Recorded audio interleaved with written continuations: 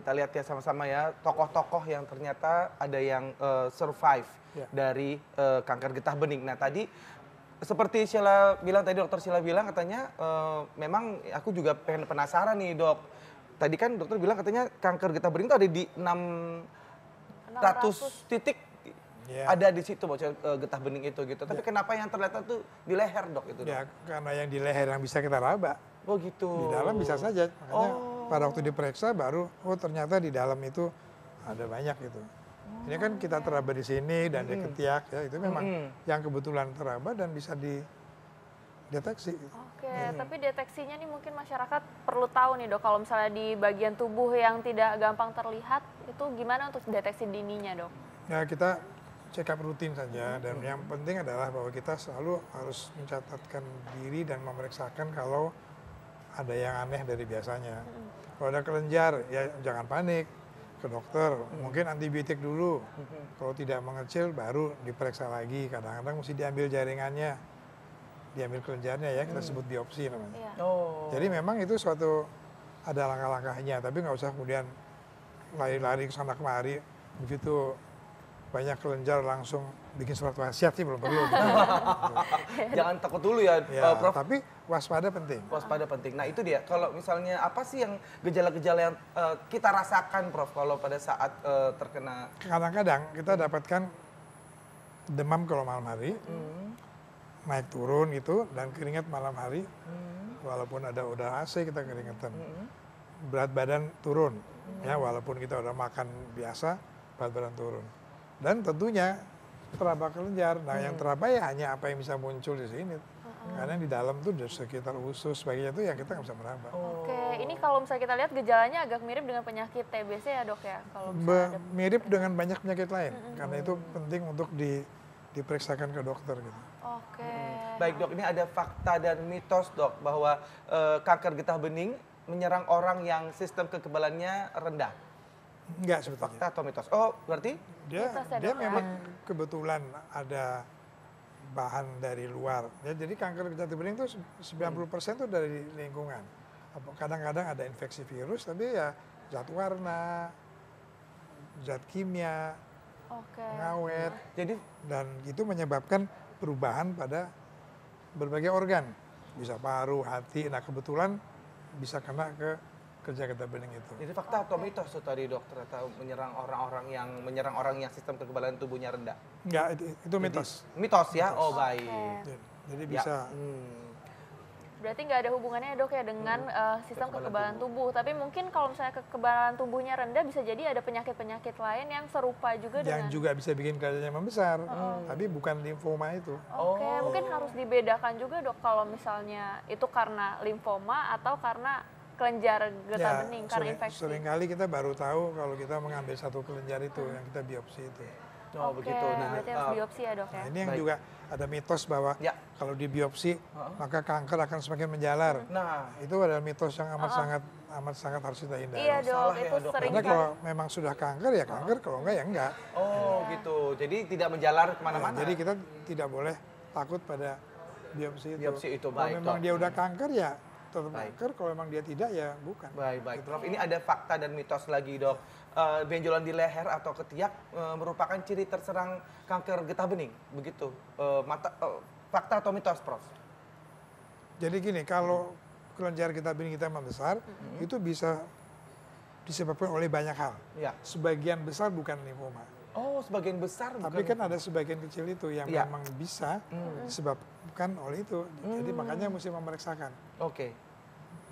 Dianggap sebagai infeksi dulu, diobatin. Kalau tetap tidak mau mengecil, baru kita harus memeriksakan apakah ada sesuatu yang ganas atau tidak. Bahkan kadang-kadang bisa karena kanker dari tempat lain, bukan gejala getah bening. Begitu. Ya, jadi fakta atau mitos tadi berarti dok? Seharusnya kita bisa anggap sebagai fakta, tapi faktanya tidak melulu 100% itu. Oke. Bisa sebab lain, bisa karena itu. Baik. Oke, ini sebelumnya masyarakat juga bertanya nih dok, ini bisa disembuhkan atau enggak? Kalau tadi kita lihat sebenarnya di stadium 3 pun masih bisa disembuhkan ya dok ya? Ya, jadi tentunya penyakit kanker itu bisa sembuh bisa enggak bergantung jenisnya. Hanya ada beberapa jenis kanker yang bisa sembuh total dengan relatif mudah. antara lain adalah gejala getah bening itu. Kalau kebetulan obat kemoterapi yang diberikan itu cocok dan badannya berespons baik, tapi bisa sembuh. Bisa sembuh Termasuk ya, Dok, yang ya? bisa disembuhkan. Kita lihat tadi kan beberapa orang, tapi yang gagal kan juga ada. Oke. Nah, dok, ini banyak orang juga bertanya gitu, kalau kanker getah bening itu dapat kambuh kembali meski dinyatakan sembuh begitu dok. Ini fakta atau mitos dok? Fakta. Semua fakta. semua jenis kanker itu bisa muncul lagi, karena itu kita tetap perlu kontrol sampai 5 tahun. Oke. Oke. Udah lewat dari 5 tahun kita boleh agak lega. 5 setelah tahun 5 ya, Dok, tahun. ya? Ya, mesti kontrol, jadi tidak boleh lupa sama dokternya gitu. Oke. Nggak boleh bosan ketemu dokternya. Kontrol, misalnya tiap 6 bulan dicek. Dan juga kita tahu bahwa sesuatu yang tadinya memang kita anggap sudah hilang, bisa saja masih ada satu sel ketinggalan, dia tumbuh lagi tahun depan. Itu namanya relapse namanya. Iya. Relapse gitu. Ya, jadi kita harus tetap waspada, jangan kemudian kita melupakan semuanya. Gitu. Baik. Nah itu. Tapi kalau sembuh bisa. Oh, Banyak yang sembuhnya total. Iya. Sampai 10 tahun, 15 tahun nggak ada lagi. Oke, 5 Itu- tahun tuh cukup lama ya? Iya makanya apa yang harus dilakukan sih dok itu selama 5 tahun itu dok supaya nggak kambuh lagi. Ya, gitu. jadi kan ke dokternya akan memeriksakan kelenjarnya. Mungkin dia akan melakukan ronsen, USG, CT scan dan sebagainya untuk mencari. Ya. Aman, oke, 6 bulan lagi. Nanti sesudah 3 tahun, setiap tahun. Gitu. Jadi itu sesuatu yang menjadi rutinitas pada semua penderita kanker. Bahwa follow up atau pemeriksaan selanjutnya itu harus tetap dijalankan walaupun tumornya udah kelihatan hilang. Begitu. Oke, walaupun nggak ada gejala tetap harus balik ke dokter. Walaupun ya, kita Dok, ya? lihat CT scan udah hilang. Iya. Karena Begitu, kan masih tetap ada harus. yang nggak kelihatan. Gitu. Oke. Baik dok ini fakta atau mitos nih kalau kanker getah bening ini lebih banyak menyerang pria dibanding wanita. Ini jadi takut nih sebagai pria dok. Sama. Sama aja dok. Jadi mitos ya, Dok, ya? Itu mitos ya dok. Oh. Jadi semua tetap mesti menjaga diri dan Ya. mawas diri terhadap kemungkinan adanya penyakit kanker apapun sebetulnya ya. Oke, Begitu. ini mungkin masyarakat juga pengen tahu nih dok, faktor resikonya kenapa sih bisa terkena kanker? Apakah ada karena keturunan atau genetik atau pola hidup? Ya sebetulnya 90% itu pola hidup dan kebiasaan. Beberapa jenis kanker seperti payudara ada gennya yang diturunkan dari ibu ke anak itu hanya 10%. Yang hanya lingkungan semua. Ada faktor-faktor risiko tertentu yang dari gaya hidupnya. Kalau kanker getah bening juga yang paling jelas adalah merokok. Oke. Oh jadi ini fakta. Jadi lebih ke gaya hidup ya dok Gaya ya? hidup. Oh jadi ternyata faktor genetik itu tuh fakta atau mitos berarti? Kecil. Berarti mitos ya dok. Fakta tapi Oh, kecil. faktanya kecil tapi. sekali. Oh Jadi gitu. kita justru mesti memperhatikan gaya hidup kita, menghindari rokok, menghindari bahan-bahan merokok ya, Enggak dok, enggak merokok dok. menghindari bahan-bahan kimia dalam Iya. makanan kita, junk food dan sebagainya, pengawet, zat warna yang tidak benar dan sebagainya. Itu jauh lebih penting daripada memikirkan apakah saya dapat keturunan nggak ya sakit kanker gitu. Itu kecil sekali. Oh kecil sekali. Jadi berarti ada fakta ya pernah ada kejadian seperti itu bahwa itu ada keturunan. Dan pada begitu, Dok? getah bening hampir nggak diturunkan. Tadi Oke. itu terutama kanker payudara yang ada Oh 10% gitu, itu. 10%-nya kanker payudara. Tapi Getah kalau bening sih nggak.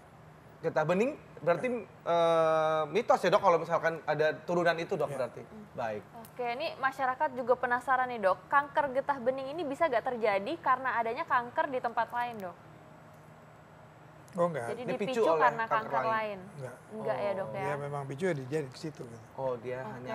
dia emang single itu aja ya, Tapi dok? bisa juga kanker tempat lain bisa masuk ke getah bening. Heeh. Kanker paru, Iya. kanker payudara, getah bening membesar. Begitu kita biopsi, isinya adalah kanker payudara, bukan kanker getah bening. Oh, Tapi getah beningnya sendiri bisa menjadi kanker. oke, itu karena kanker di tempat lain yang ke situ ya dok Ya ya? ke situ. Oh begitu. Itu metastasis namanya. Nah, Penyebaran di kanker lain. Dan itu berarti stadiumnya sudah lanjut ya dok Iya. ya? Nah ini untuk stadium berapa dok yang bisa ditangani dan bisa sembuh sebenarnya sampai stadium berapa dok? Ada 4 secara teoritis semuanya bisa disembuhkan kalau Baik. getah bening, tapi Ya. kemungkinannya semakin lama semakin persentasenya semakin lama semakin kecil. Stadium 1 hampir seluruhnya, 2 misalnya 80%, 3 70%, 4 lebih kecil lagi. Persentasenya yang kemungkinan bisa kita sembuhkan. Oke, dok ini ada mitos atau fakta nih, ini masyarakat penasaran kalau misalnya mencabut atau mencukur bulu ketiak nih dok, katanya itu bisa memicu jadi ada benjolan di ketiak yang bisa jadi itu kelenjar getah bening dok, kanker getah bening. Mitos atau fakta tuh dok? Mitos. Kalau mencabut mungkin agak sakit ya. Itu tapi aja. kan masih ada yang suka waxing dok. Itu enggak. Lebih baik cukur ya dok, supaya nggak ketebelan ya Itu dok. enggak apa-apa. Nggak apa-apa dok. Tidak ada hubungan dengan kanker. Oke, kalau cukur juga nggak pengaruh ya dok? Mungkin cukurannya katanya kotor nih jadi kanker. Enggak ya, atau apa? kotor infeksi bukan Ya. kanker. Oke. Itu bakteri, itu Iya. suatu masalah lain. Jadi itu Oke. beda lagi ya dok ya. Baik. Waduh ini luar biasa sekali ya, kita akhirnya bisa mendapatkan Jadi informasi. silahkan mencukur bulu ketiak. Siap. Jadi nggak usah takut tuh ya, cabut bulu ketek atau cukur cukur. tidak ada hubungannya dengan kanker getah bening ya dok ya. Oke. Baik, mungkin Nih, dokter. Terakhir nih dok, Ya. mungkin tips-tips untuk masyarakat gimana caranya supaya bisa deteksi diri dan bisa terhindar dari penyakit kelenjar getah bening, kanker terutama. Sebetulnya untuk semua jenis kanker ya, Ya. kalau kita ingat 3 hal. Ya. Satu, jaga berat badan yang baik. Mhm. Kedua, olahraga. Ya. Ketiga, makan makanan yang baik. Hmm. Ketiga itu saja sudah akan dapat mencegah kanker sebanyak 35%. Oke. Kanker apapun. Hmm. Nah, makanan inilah yang justru penting karena kita bisa memilih sebetulnya. Yang ada zat warnanya, apakah ini ada zat warna yang jelek apa tidak, pengawet, penyimpanannya segala macam. Nah, itu yang harus kita pilih.